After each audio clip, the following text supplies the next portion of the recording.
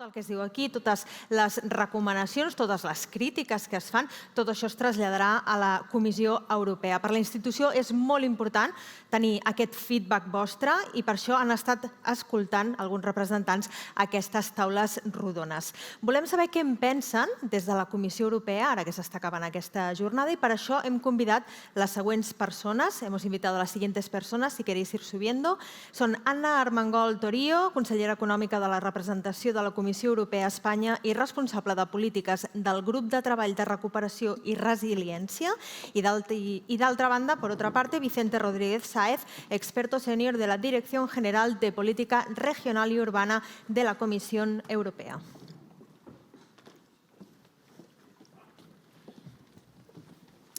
Bé, doncs comencem per la senyora Armengol per escoltar les seves reaccions després d'aquesta intensa jornada, en català o en castellà, com vostè vulgui. Pues ha sido vaya jornada, vaya día. Ha sido esas cosas que se suelen decir como vísteme despacio que tengo prisa, ¿verdad?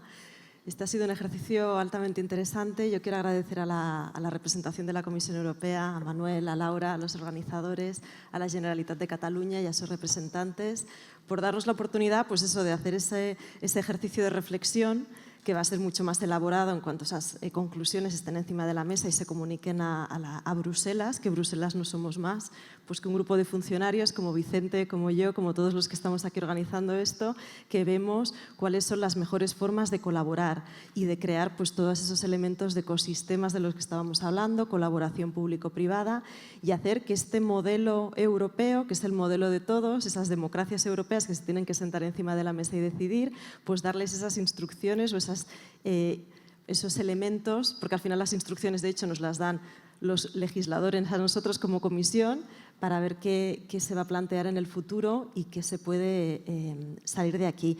Yo tenía varios elementos que quería comentaros desde el grupo de trabajo en el que trabajo como consejera económica en la representación de la Comisión Europea y creo que hay una parte importante de darnos cuenta de todo lo que se ha avanzado. Una de las últimas frases, si no ha sido la última frase del presidente Letta en su discurso, en su ponencia, ha sido que la inercia significa descenso, que tenemos que actuar.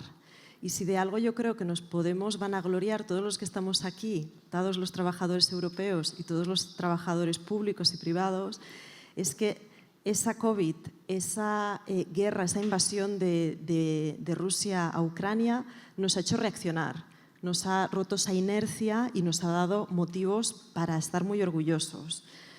Porque eso ha derivado en un mecanismo de recuperación y resiliencia, esos casi 800.000 millones de euros de los que hablaba el vicepresidente Šefčovič en su mensaje de esta mañana, pues que han shake Europe, han removido el modelo económico que nos planteamos, la competitividad europea, y han dado margen a las empresas y a las instituciones para poner en marcha algo que sabemos que teníamos que hacer durante mucho tiempo, pero que muchas veces nos faltaba esa financiación. Entonces, ese ejercicio de la Unión Europea de tener luz verde para poder ir a los mercados y pedir prestado a los mercados financieros nos ha dado la oportunidad de poner en marcha muchas inversiones y, sobre todo, un elemento muy importante que es el elemento de reformas.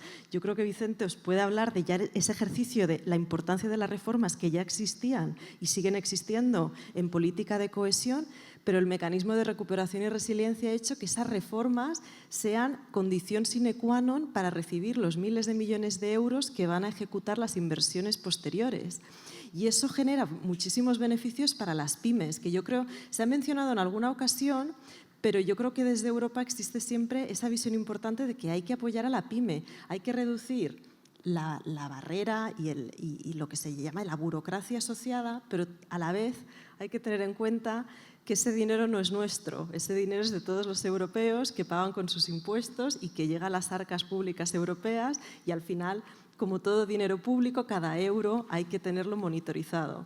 Entonces yo creo que vamos a intentar, esos mensajes quedan clarísimos, pero hay que ver también, hay que darse cuenta de dónde viene ese dinero. No es dinero de mi bolsillo, yo solo gestiono un dinero que me ha sido atribuido por parte de los ciudadanos europeos. Así que yo creo que esa parte es importante, pero a la vez también el apoyo a la pyme se reduce o se traduce en una redacción y en una mejora de las reformas. Por ejemplo, en el caso estatal se ha creado la ley de startups, se ha creado la ley de mejora de la creación de empresa para reducir esa burocracia asociada, y eso hace que para las pymes sea más fácil trabajar, y se han certificado muchas más pymes en un año de lo que se habían certificado en los últimos 10 o 15. La ley de la reforma del mercado laboral, es decir, que vemos reformas que hasta la fecha sabíamos, la Comisión Europea le había dicho al país que las tenía que ejecutar, pero no había medios financieros y ese stick and carrot que se llama, ¿no?, para poder realizarlo. Entonces, el mecanismo de recuperación y resiliencia ha generado ese tipo de sinergias y de mejora competitiva y de creación, pues, de una mejora del mercado único europeo.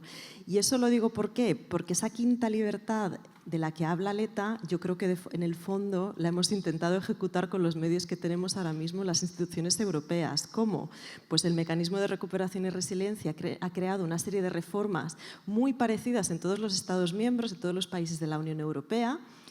Pueden tener distintos nombres, pueden tener distintos elementos, pero la reforma está ahí. Mejoras de la eficiencia energética en los edificios, mejoras de la velocidad de creación de empresas, de la facilidad de acceso a financiación para los ciudadanos, digitalización, transformación energética y creación de un marco de investigación, desarrollo e innovación alrededor de Europa, financiado con este mecanismo de recuperación y resiliencia, que al final va a acabar derivando, pues, en todos los ciudadanos europeos y va a generar, pues, muchas sinergias positivas. Y esa quinta libertad, me permitiréis también hacer un poco el último minuto de mi intervención. Como muchos de vosotros sabéis, dentro de la regulación y de las instituciones europeas, este colegio de la presidenta ahora mismo en funciones, Van der Leyen, ha sido altamente potente en la regulación de la transición verde y digital. Y eso se ha ejecutado muchas veces a través de regulación. Y esa regulación lo que te permite es que la actuación, una vez aprobada, vaya directamente al ciudadano o a la empresa sin pasar por una transposición del Estado miembro. No quiero resultar muy técnica, pero solo quiero decir que ese movimiento o ese pensamiento de las instituciones europeas de actuar a través de regulación y no de directivas también ha facilitado mucho, y yo creo que va a haber grandes beneficios en la regulación europea, sobre todo en el área verde y digital, porque hay más regulación y menos directivas, con lo cual ese proceso burocrático de transposición de una directiva, de un texto legislativo europeo al nacional, eso en muchos de los casos, sobre todo en áreas altamente importantes y en sectores estratégicos, se ha facilitado y se ha pasado directamente a una regulación. Así que, por lo menos, hay unos elementos de esa quinta libertad que tanto ha salido hoy durante las sesiones. Muchas gracias. Muchas gracias por su brevedad. También le habíamos pedido 7 minutos y los ha clavado. O sea que muchas gracias. Señor Vicente Rodríguez, sus opiniones después de haber estado toda la jornada aquí con nosotros. Bueno, yo coincido, buenas tardes a todos. Y yo coincido con Ana en que ha sido una jornada intensa, pero súper interesante. Desde que hemos escuchado al expresidente Leta, al presidente de la Generalitat, y luego el conjunto de intervenciones y reflexiones que nos han hecho todos los proyectos en las distintas áreas. Ha sido súper interesante hablar del Green Deal y de las distintas formas de abordarlo, o también acabamos de escuchar cómo se invierte en algo que nos interesa a todos muchísimo y que hemos sufrido en nuestras carnes, como es la salud. Yo creo que eso es el futuro y el presente, nos va la vida en ello. En fin, la digitalización, todo esto son prioridades que llevan siendo prioridades de la Comisión. Simplemente este periodo de la Comisión von der Leyen ha sido, el frontispicio de todas las políticas, en concreto la política de cohesión que yo represento y que intentamos complementarnos con el mecanismo de recuperación, nuestros programas FEDER, que no son de ahora, sino ya tienen una historia detrás, pues ha venido invirtiendo en todas estas áreas. De hecho, muchos de los proyectos que hemos conocido hoy han recibido financiación FEDER. Yo calcularía que más de la mitad de los que hemos estado conociendo sus detalles y todos los beneficios que han aportado a la sociedad, pues han sido financiados. O sea, podemos estar vanagloriados, como decía Ana, de que la Comisión ha estado detrás, pero no solo la Comisión, sino las instituciones la Generalitat, el Ministerio de Hacienda, pues que han apostado por estas áreas y por estos proyectos. Y a mí me gustaría también engarzar toda esta dinámica con una reflexión de cara al futuro, que al fin y al cabo es lo que Enrico Letta en su informe nos está mostrando, ¿no? Bueno, pues él hace una serie de reflexiones, un análisis, creo que muy pertinente de dónde está Europa, ese mercado único que tanto hemos hablado durante décadas.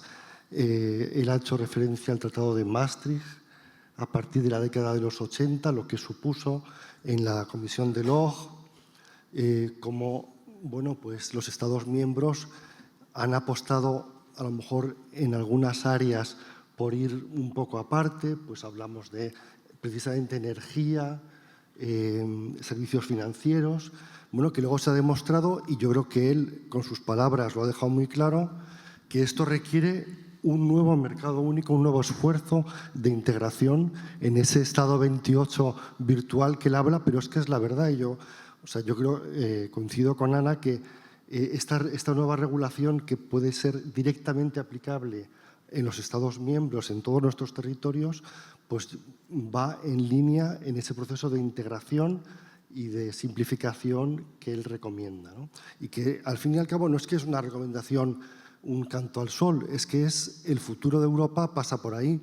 O sea, tenemos competidores, competidores o compañeros de viaje, lo podemos ver como queramos, pero al fin y al cabo, si Europa no hace estos deberes, no estaremos allí. Y luego también me gustaría, en defensa un poco de mi negociado, de la política de cohesión, de la política que actúa en el territorio, muchos de los compañeros que han pasado por aquí han hablado de cómo es necesario no solo tener una visión europea de prioridades, sino hacerlas, declinarlas al territorio, a la necesidad territorial de cada una de las regiones o comarcas, digamos, de Europa, ¿no? Europa es variada y de ahí y es importante preservar esa riqueza. Bueno, pues la política regional, que nos ha acompañado durante muchos periodos, pues, básicamente parte de eso, ¿no? O sea, es cómo aplicar las prioridades que se pueden, pues en el campo del Green Deal, de la digitalización, etcétera, etcétera, cómo se declinan y cuáles son exactamente la respuesta que debe dar a cada uno de nuestros territorios. Y esperemos que, además, así lo ha dicho también Letta esta mañana, para él esa atención a las regiones, el Comité de las Regiones lo ha mencionado, para él es fundamental en la respuesta que Europa debe dar en el futuro, ¿no? Y con proyectos como los que hemos visto que valen la pena, ¿verdad? Exactamente. Bueno, pues muchísimas gracias por su feedback. Gracias a los dos por acompañarnos. Gracias a ti.